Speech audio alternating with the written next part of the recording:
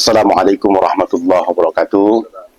Para pemirsa Allah Subhanahu channel dimanapun saudara berada yang dimuliakan Allah. Kembali pada pagi hari ini kita lanjutkan kaji kita kitab Jawahirul Mauhub wa Munabbihatul Qulub. Lanjutan kaji yang lalu bab doa pada halaman 104, sekitar 5 baris dari bawah. Ya, 5 baris atau 7 baris lah, 7 baris dari bawah. Faidatun faidah. Adalah batu yakut itu 4 bagi, merah dan kuning dan biru dan putih, dan yang terlebih mahal harganya yang merah, dan memadalah kelebihannya sabda Nabi SAW pada sifat surga, anak batu lu'lu' dan yakut, dan tempat keluarnya pada bukit yang panjang pada pulau di belakang pulau Sarandib. Dan setengah daripada khasiatnya, api tiada memberi bekas padanya dan tiada mengubahkan dia. Dan barang siapa memakai cincin dengan permata yakut yang merah atau ditanggungkan atasnya menapikan daripadanya gila, babi, dan taun dan papa, dan mudahkan kehidupannya dan menguatkan hatinya dan menghaibah akan dia manusia dan mudah menunaikan segala hajatnya, dan memakai cincin dengan yakut yang kuning atau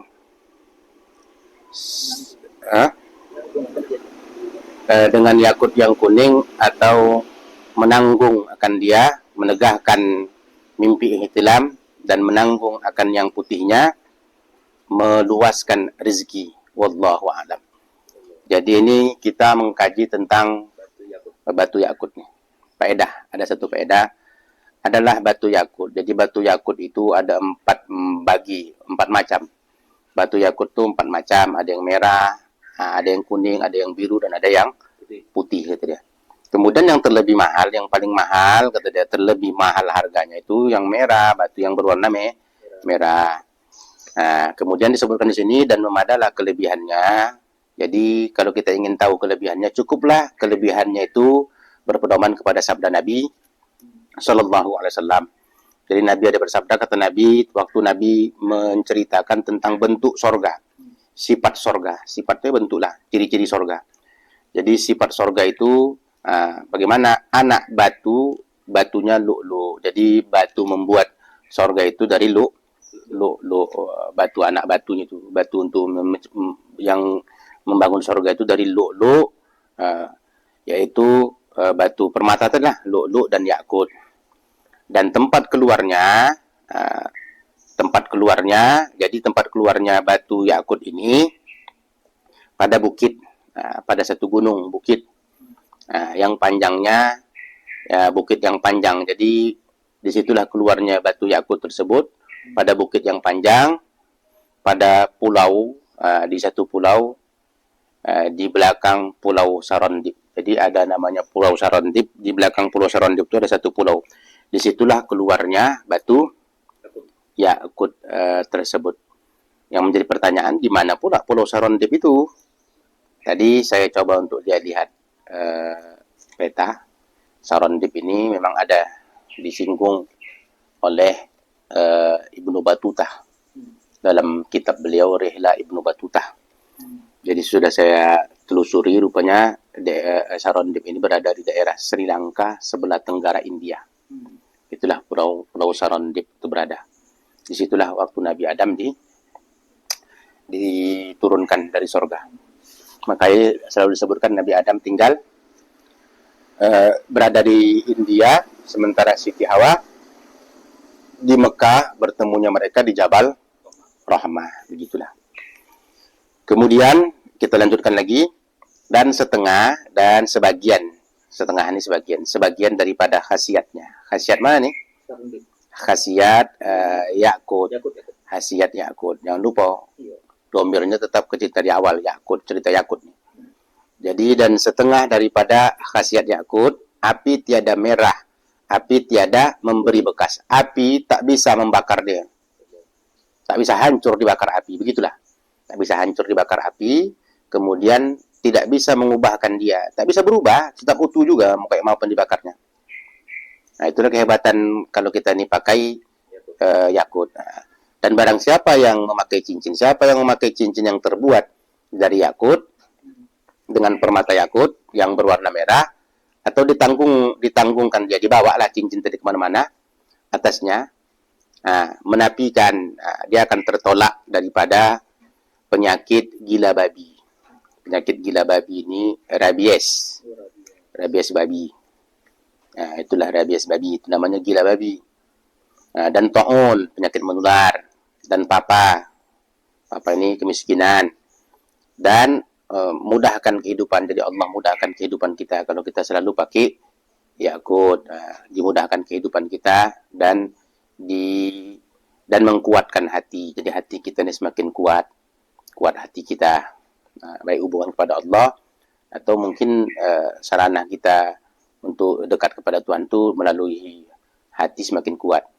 Dan menghaibah ini maksudnya membuat hormat manusia, hormat akan dia manusia. Jadi orang banyak menghormat kepada dia, seganlah orang-orang banyak sama kita, dan mudah menunaikan segala hajat. Kalau kita pakai batu yakutnya, hajat kita mudah untuk ditunaikan. Dan memakai cincin dengan yakut. Jadi siapa yang memakai cincin yang terbuat daripada yakut yang berwarna kuning, itu tadi kan yang berwarna merah, itu khasiatnya kan. Ini berwarna kuning. Jadi kalau kita pakai cincin dari yakut yang berwarna kuning, atau menanggung akan dia, membawanya kemana-mana, itu bagaimana? Menegahkan mimpi ihtilam. Kita bisa tercegah daripada mimpi ihtilam. Mimpi perbuatan setan. Ihtilam ini kan tanda dewasa. Mimpi basah lah, kata anak-anak sekarang. Enggak terhindar kita daripada mimpi ihtilam. Kemudian menanggung akan yang putih. Ini pula siapa yang membawa batu yakut yang berwarna putih. Kalau tadi kan berwarna kuning, sama berwarna merah sudah, kuning sudah. Ini warna putih pula. Kalau kita yang suka memakai yang berwarna putih, apa khasiatnya? Meluaskan rezeki kita semakin luas. Jadi sudah disebutkan di sini tiga khasiatnya. Yang merah, yang kuning, yang putih. Satu lagi nggak disebutkan di sini khasiatnya, apa itu? Tadi kan ada 4 warna. Ada merah, ada kuning, ada biru, ada putih. Berarti biru nggak ada disebutkan. Wallahu alam, saya pun tak dapat entah dari mana sumbernya kitab ini. Jadi ku coba-coba untuk mencari mana lah. Kok biru ku nggak ada. Mungkin disuruhnya cari yang biru apa khasiatnya. Kita pun nggak pernah nampak kita ya batu yakut. Tapi kalau nama orang ada. Nama orang kan ada seperti itu kan. Hadirin para pemirsa Al-Wasliyah Channel, dimanapun saudara berada yang dimuliakan Allah. Ya, kita lanjutkan lagi yang berikutnya lagi. Wa qala sallallahu alaihi wasallam ittaqu da'watal mazlum fa innaha tuhmalu 'alal ghamam. Sabda Nabi sallallahu alaihi wasallam, takut olehmu akan doa orang yang kena zalim, karena bahwasanya doa itu ditanggung akan dia di atas awan, yakni menurut Allah Ta'ala dengan terangkat doanya hingga melalui akan awan dan sampai ia kepada hadirat Allah Subhanahu Wa Ta'ala. Kemudian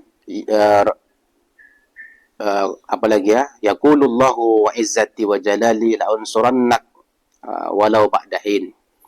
Firman Allah Subhanahu Wa Ta'ala, demi kemuliaanku dan kebesaranku, sungguhnya aku tolong akan dikau, dan jikalau kemudian daripada masa yang panjang sekalipun. Wa qala sallallahu alaihi wasallam ittaqu da'watal mazlum wa in kana kafiran fa innahu laisa dunaha hijabun. Dan sabda Nabi sallallahu alaihi wasallam, takut olehmu akan doa orang yang kena zalim, yakni karena doanya mustajab, dan jikalau ada ia kafir sekalipun, maka bahwasanya tiada berkekalan doa itu hijab. Tiada berkekalan doa itu hijab, yakni tiada ada antara doa dan antara kabulnya itu mani yang menegakkan dia. Dan adapun firman Allah, wa ma du'aul kafirina illa fi dhalal, dan tiada doa orang kafir itu melainkan dalam sesat, maka maknanya tiada diperkenankan doa bagi mereka itu pada tertentu doa dengan meringankan azab jahannam daripada mereka itu pada hari kiamat. Dan hasilnya bahwasanya doa itu memberi manfaat bagi hidup dan yang mati jika mendoa bagi mereka itu, dan memberi mudarat akan mereka itu jika mendoa atas mereka itu, dan memberi manfaat ya pada qada yang mubram dan qada yang muallaq. Ya, kita coba untuk jelaskan di hadis ini ya. Di awal tadi sudah saya sebutkan, takut olehmu akan doa orang yang kena zalim. Jadi ini kita harus hindari ya, betul-betul lah. Janganlah kau coba-coba, janganlah kau anggap sepele dengan doa orang yang dizalimi. Betul-betul kau hindarilah, jangan menzalim orang. Karena kalau sudah menzalimkan orang itu bisa bahaya-bahaya betul lah.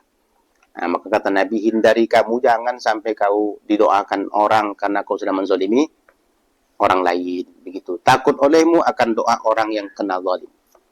Jangan sampai orang yang pernah kita zalimi mendoakan kita. Bahwasanya doa dia itu, doanya itu ditanggung, dibawa, dinaikkan doanya tadi ke atas awan.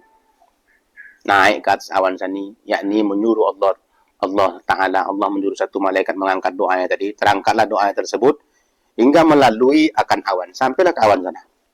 Dan sampai langsung sampai doa tersebut ke sisi Allah Subhanahu wa ta'ala. Ini hadis yang menyebutkan bahwa doa orang yang dizalimi itu dibawa awan sampai ke sisi Allah Subhanahu wa ta'ala.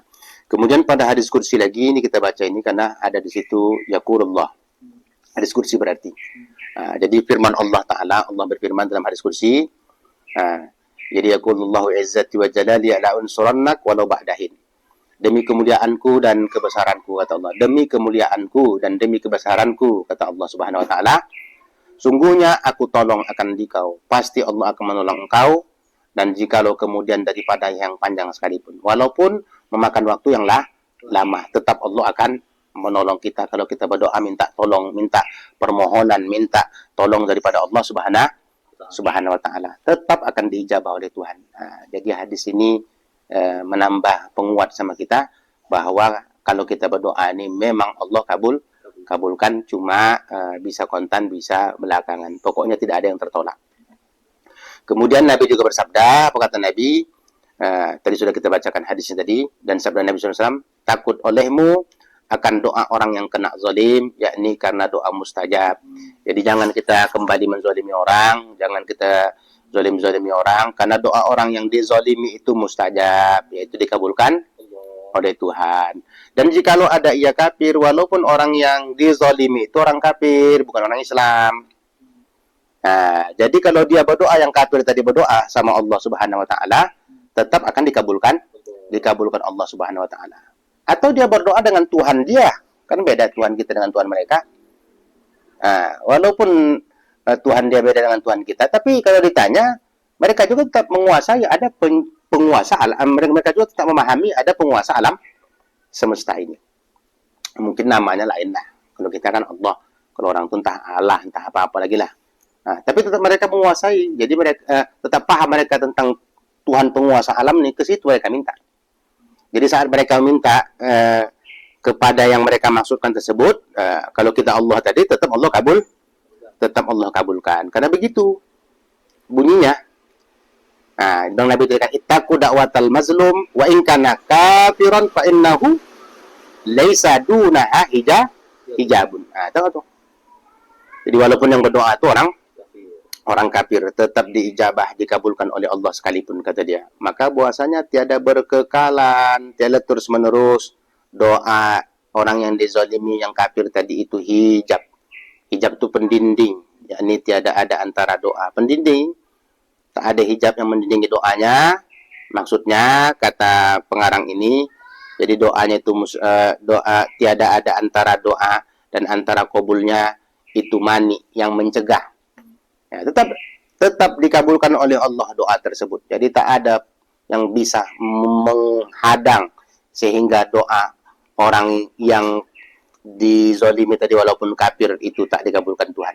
Jadi justru doa orang yang dizalimi walaupun kafir, kalau dia berdoa tetap dikabulkan oleh Allah karena doanya tidak ada yang menghadang.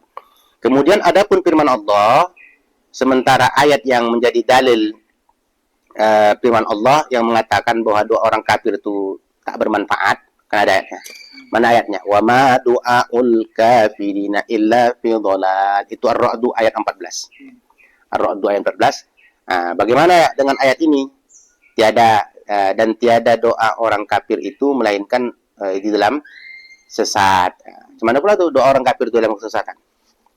Doa orang kafir dalam kesesatan artinya tak berguna, tak didengar Allah, tak dikabulkan Allah walaupun mereka berdoa. Karena Tuhan mereka nggak sama dengan Tuhan kita. Gimana ayat ini? Cobalah untuk menentang hadis tadi kan. Hadis tadi mengatakan dakwatul mazlum wa in kana kafirun fa innahu laisa dunaha hijabun. Kan begitu kan? Ittaqu dakwatul mazlum tadi kan di hadis tadi. Ada pula ayat yang mengatakan wa ma du'aul kafina illa fi dhalal. Lah cuman ini kok bertentangan, ta'arud, terjadi pertentangan antara ayat Quran dengan hadis Rasulullah SAW. Kata para ulama dijelaskannya maknanya, kata dia, penjelasannya, pengertiannya, kata dia, tiada diperkenankan doa bagi mereka itu. Doa orang kafir ini tidak Allah kabulkan pada tertentu doa, nanti khusus doa.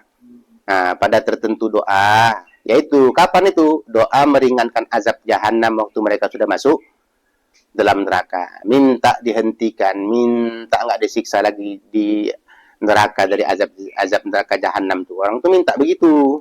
Itu yang tidak Allah kabulkan daripada mereka itu pada hari kiamat. Jadi kalau di dunia ini tetap Allah kabulkan.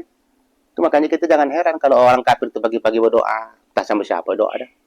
Minta sehat dikasih sehat, minta rezeki melimpah dikasih Allah rezeki melimpah. Kenapa? Karena Allah itu Rahman dan Rahim. Rahman dan Rahim. Siapa yang minta aku kasih, tak aku pedulikan tuh selama dia masih ada di muka bumi ini. Jangankan manusia, jangankan yang berakal, yang tak berakal, batu-batu ini doa pun tetap tetap dikabulkan oleh Allah Subhanahu Wa Taala. Bahkan hewan-hewan itu berdoa tuh. Kalau nggak ada lah doa-doa hewan nih, mungkin kita udah kena azab. Jadi karena ada hewan-hewan yang melatat, yang butuh makan, yang butuh hidup, tetap juga Allah kasihlah kelangsungan hidup di muka bumi ini. Apalagi orang kafir perkara tak beriman, mereka tersebut berdoa tetap dikabulkan oleh Tuhan, tapi keringanan azab di hari kiamat tidak berlaku dan tidak dikabulkan. Itulah ayatnya surah Ar-Ra'd ayat 14 itulah sebagai dalil bahwa orang kafir tersebut tidak mendapatkan keampunan Allah, pengabulan doa di hari kiamat. Kemudian yang berikutnya kita lanjut lagi ya, dan kesimpulannya kata pengarang kitab ini Syekh Wan bin Abdurrahman Al-Kalantani atau Syekh Wan bin Abdurrahman bin Ali Kutan.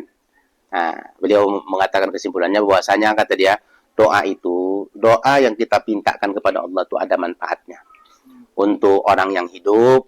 Kalau dia berdoa untuk orang yang hidup, dalam persoalan hidup ini bermanfaat. Dan untuk yang sudah mati dan yang mati pun. Kalau kita berdoa untuk yang mati, keringanan azab, kelapangan kubur, yakinlah bahwa doa tersebut bermanfaat sampai. Jika mendoa bagi mereka itu, makanya kita jangan pernah lupa untuk mendoakan keluarga-keluarga kita yang sudah wafat. Dan memberi mudrat akan mereka itu. Doa ini juga nanti bisa memberi mudrat. Terutama doa-doa orang yang dizolimi, dan memberi mudrat akan mereka itu jika mendoa atas mereka itu. Tengok nih. Dan memberi manfaat dan doa juga bisa mengasih manfaat dalam mengubah qadanya Allah Subhanahu wa Ta'ala. Itu maksudnya. Memberi manfaat ia pada qada. Maksudnya bisa merubah ketetapan Allah, baik ketetapan yang sifatnya qada mubram atau qada yang mu'allaq. Qada mubram itu qada yang tak bisa berubah, sementara qada mu'allaq itu qada yang bisa berubah. Tapi antara mubram dan mu'allaq ini tetap kita nggak tahu. Kita hanya tahu saja ada yang berubah, ada yang tidak. Yang namanya qada yang tahu itu hanya Allah Subhanahu wa Ta'ala. Jadi kalau kita berdoa tetap dikabulkan oleh Tuhan. Doa kita tersebut bisa merubah qadanya Allah. Mana dalilnya? Dalil yang mengatakan itu berpedoman kita kepada hadis yang sifatnya umum. La yaruddul qada illa du'a wa la yazidu fil umri illa birri. Kalau yang lalu Tuhan, tidak ada yang bisa menolak qadanya Allah kecuali doa, tak ada yang bisa menambah umur kecuali kebaikan. Itu yang lalu tuh pada halaman 101 itu ada hadisnya. Ya, sampai sini kaji kita ya. Insyaallah pada pertemuan akan datang kita akan lanjutkan lagi pada pertengahan. Ketahui olehmu bahwasanya bagi doa itu beberapa syarat. Ada nanti syarat doa, tempat-tempat doa, dan seterusnya. Mohon maaf atas segala kekurangan. Saya sudahi. Assalamualaikum warahmatullahi wabarakatuh.